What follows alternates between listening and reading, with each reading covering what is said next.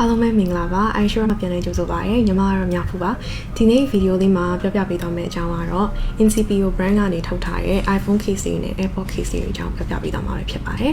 Incipio brand ဟာဆိုရင်1999ခုနှစ်တုန်းက smartphone ကိုမျက်နှာပြင်ကာကွယ်ဖို့ပစ္စည်းတစ်ခုထုတ်မယ်ဆိုပြီးတော့$900နဲ့စတင်ခဲ့တဲ့ brand တစ်ခုဖြစ်ပါတယ်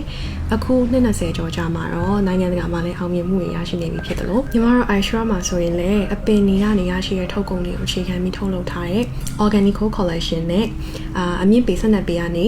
ပြုတ်ကြရင်တော့ခန္ဓာရည်ရှိပြီးမျက်နှာပြင်မှာဘက်တီးရီးယားရဲ့ကန်ညီမှုကို 99.9% ဒီကာကွယ်ပေးနိုင်တဲ့dual layer defense action နဲ့နာမည်ကြီးရဲ့ duo format safe collection တွေကိုလည်းရရှိနိုင်မှာဖြစ်ပါတယ်အခုဒီ Incipio brand ရဲ့ case လေးတွေကို unboxing လုပ်ပြပေးသွားပါမယ်ဒီဘက်ကတော့ organic collection ဒီဘက်ကတော့ duo format safe collection ပါเนาะ organic collection ကိုရေး unbox လိုက်နော်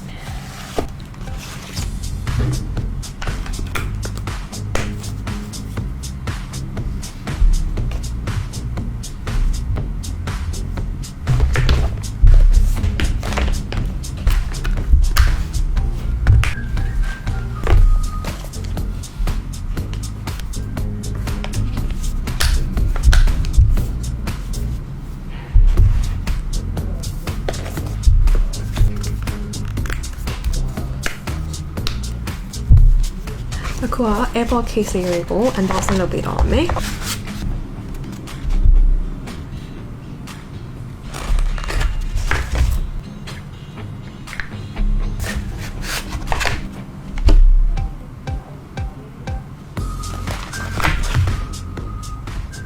ကိုင်လိုက်တာနဲ့ smooth ဖြစ်ပြီးတော့ကိုင်လို့အရန်ပေါ့ပါရဲ့organic